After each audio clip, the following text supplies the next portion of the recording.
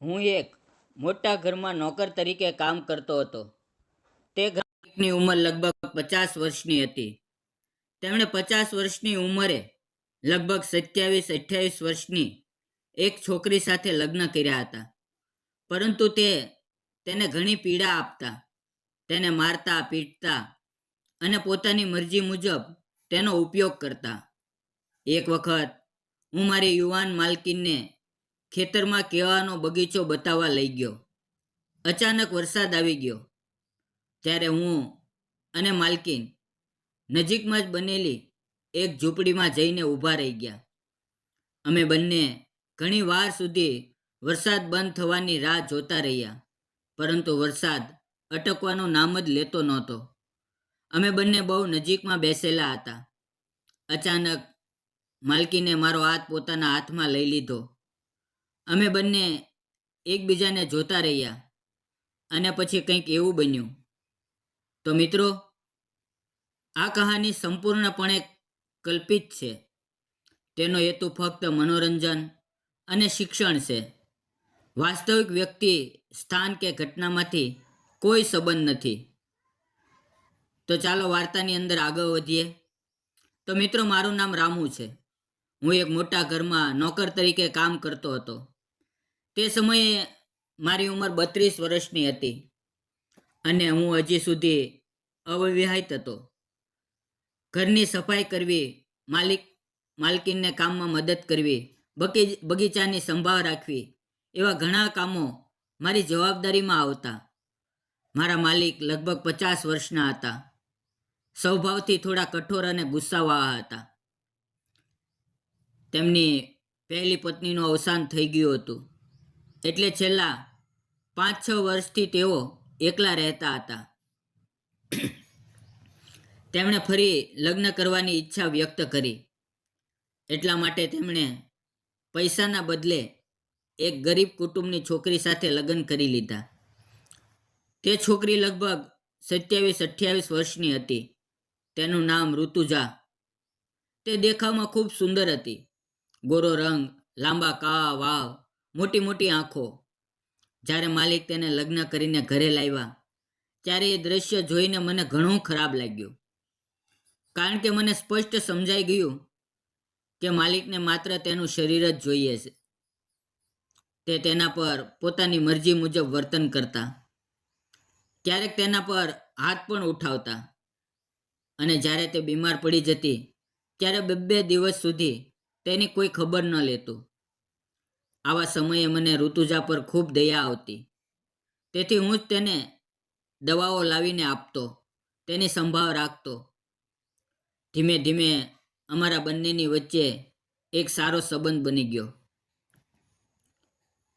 એક દિવસ મારા માલિક ગંભીર રીતે બીમાર પડી ગયા. તેમને હૃદય રોગનો હુમલો આવ્યો અને તેમને હોસ્પિટલમાં દાખલ કરાયા. 2 દિવસ સુધી ડૉક્ટરોએ ઘણો પ્રયત્ન કર્યો, પરંતુ અંતે તેમનું અવસાન થઈ ગયું. માલિક પાસે બહુ મોટી સંપત્તિ હતી, પરંતુ તેમને કોઈ વારસ નહોતો. ઋતુજા ખૂબ દુઃખી થઈ ગઈ, કારણ કે એક તો તેની સાથે છેતરપિંડીથી લગ્ન કરાયા હતા અને હવે પતિનો સહારો પણ છીનવાઈ ગયો હતો. થોડા દિવસ તે પોતાના માયકામાં રહી, પરંતુ ત્યાંના લોકો પણ તેને ભાર માનવા લાગ્યા અને થોડા સમયમાં તેને પાછી સાસરીએ મોકલી દીધી. અહીંયા આવીને તે વારંવાર રૂમમાં બંધ થઈને રડતી રહેતી. ક્યારેક ખાવાનું પણ છોડી દેતી. તેનું દુઃખ જોઈને મારું દિલ તૂટી જતું. ઘણીવાર હું જ ભોજન બનાવીને તેને ખવડાવતો. એક વખત તેની તબિયત એટલી બગડી ગઈ કે મારે તેને ડૉક્ટર પાસે લઈ જવી પડી. ડૉક્ટરે કહ્યું કે તેને સમયસર ભોજન અને દવા આપવી ખૂબ જરૂરી છે. ત્યારથી મેં તેની વધુ કાળજી લેવાની શરૂઆત કરી. ધીમે ધીમે તે બીમારીમાંથી બહાર આવી ગઈ, પરંતુ દિલનું દુઃખ હજી યથાવત હતું. હું તેની સાથે વાતો કરતો, તેને હસાવવાનો પ્રયત્ન કરતો, ક્યારેક બગીચામાં ફરવા લઈ જતો. હવે અમારી વચ્ચે નજરો મળવા લાગી હતી. એક દિવસ તેણે મને પૂછ્યું, જો તું ન હોત તો મારું શું થાત? મારી બીમારીમાં તું એટલું ધ્યાન કેમ રાખતો હતો? આખરે આપણો સંબંધ શું છે? ત્યારે મેં કહ્યું, મેડમ, સંબંધ હોવો જરૂરી નથી, પણ તમારો સ્વભાવ ખૂબ સારો છે.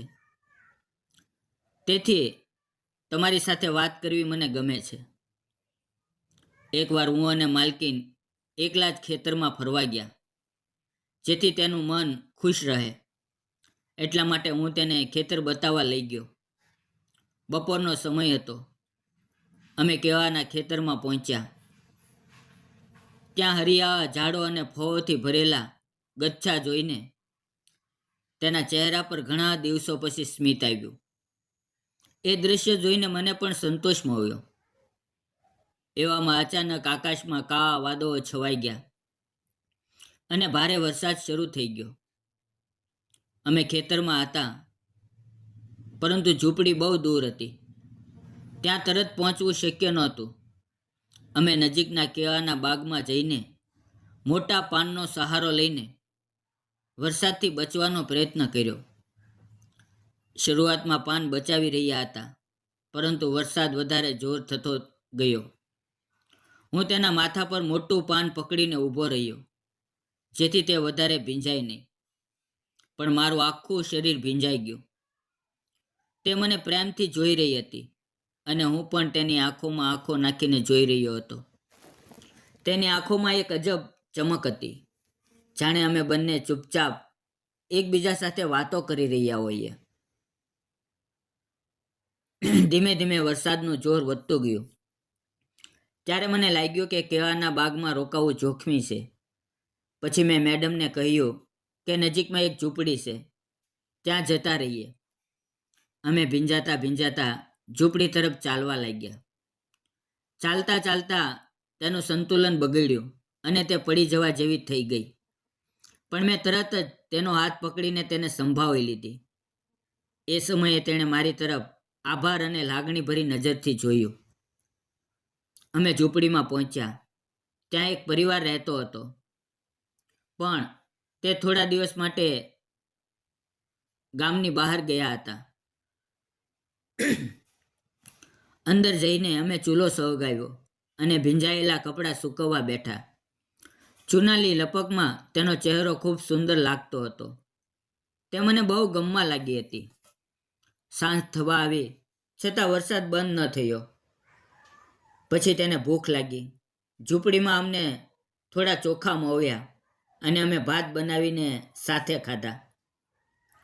મિત્રો, ભલે જમવાનું સાદું હતું, પણ એ ચોખાનો સ્વાદ ખાસ લાગ્યો, કારણ કે આ અનુભવ જીવનમાં પહેલો હતો. હવે રાતના લગભગ 11 વાગ્યા હતા. અમે ચટાઈ પાથરીને સૂવાનો નિર્ણય કર્યો. તે થોડું દૂર સૂઈ ગઈ અને હું તેની બાજુમાં બેસીને વરસાદ જોતો રહ્યો. વાતાવરણ ખૂબ ભાવનાત્મક હતું. તે મારી તરફ જોઈ રહી હતી અને હું પણ તેની આંખોમાં નજર નાખીને જોઈ રહ્યો હતો. ધીમે ધીમે તેણે પોતાનો હાથ મારા હાથ પર મૂકી દીધો. એ સ્પર્શથી મારા દિલમાં અજીબ ઉષ્મા ફેલાઈ ગઈ. મને લાગ્યું કે એ સ્પર્શ માત્ર હાથ સુધી નહોતો, પણ દિલ સુધી પહોંચ્યો હતો. તે ઊભી થઈને ધીમા અવાજે બોલી, રામુ, મારે તારી સાથે વાત કરવી છે. મેં કહ્યું, બોલો મેડમ, શું થયું? તે થોડી ચૂપ રહી, પછી બોલી, તે હજી સુધી લગ્ન કેમ નથી કર્યા? તારી ઉંમર તો વધી ગઈ છે.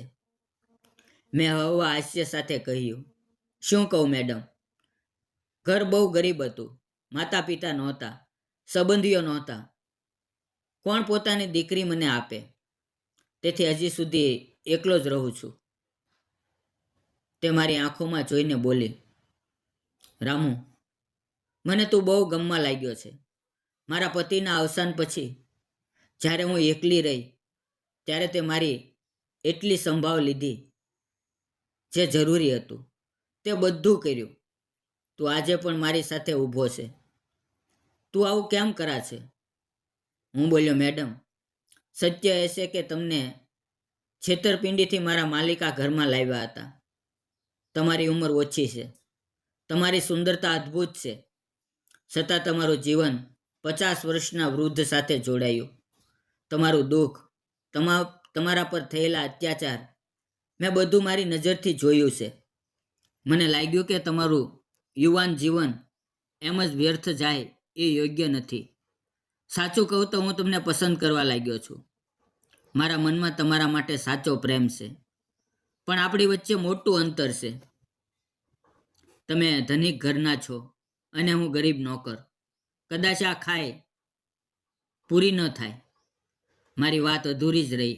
તેણે મને અટકાવી દીધો અને દ્રઢ સ્વરે બોલી, રામુ, ગરીબ અમીર જેવી કોઈ વસ્તુ નથી.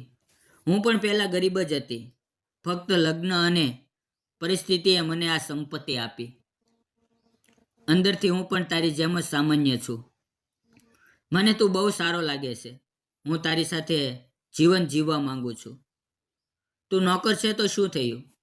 તું પોતાને ગરીબ સમજીને અટકાવતો નહીં. મારા માટે તું એ જ છે જે મને સાચો સહારો આપી શકે. હું તને પતિના રૂપે જોવા ઈચ્છું છું. મને તારો સાથ જોઈએ છે. આપણે લગ્ન કરીશું અને સુખ શાંતિથી જીવન જીવશું. તેના શબ્દોએ મારું દિલ સ્પર્શી લીધું. મારી આંખોમાં આંસુ આવી ગયા અને એક ક્ષણે અમારે નવા જીવનની શરૂઆત થઈ. બીજી સવારે જ્યારે અમે ઘરે પાછા આવ્યા ત્યારે મનમાં નવી આશા અને પ્રકાશ હતો. થોડા દિવસમાં અમે કોર્ટમાં મેરેજ કરી લીધા અને ઘરગૃહસ્થ જીવન શરૂ કર્યું. હવે ઋતુજા મને કહે છે, મને મેડમ ના કહો, મારા નામથી બોલાવો. તે મને પોતાના સાચા પતિનું સ્થાન આપે છે અને હું તેને મારા જીવનનો સાચો આનંદ માનું છું. આજે અમે બંને ખૂબ ખુશીથી જીવન જીવી રહ્યા છીએ. મિત્રો, તમને શું લાગે છે? શું ઋતુજાએ મારી સાથે લગ્ન કરવાનો નિર્ણય સાચો લીધો કે ખોટો? તમારું મંતવ્ય જરૂર જણાવજો. સાચો પ્રેમ ક્યારેય ગરીબી, અમીરી, જાતિ, ધર્મ કે ઉંમર નથી જોતો. સંબંધ પૈસા પર નહીં, દિલ પર ઊભો હોય છે. ઋતુજા અને રામુની આ પ્રેમ કથા આપણને એ જ શીખવે છે કે જે માણસ તમારા દુઃખમાં, બીમારીમાં, એકલાપણામાં તમારી સાથે ઊભો રહે છે, તમારી સાચી ચિંતા કરે છે, એ જ તમારો અસલી જીવનસાથી હોય છે.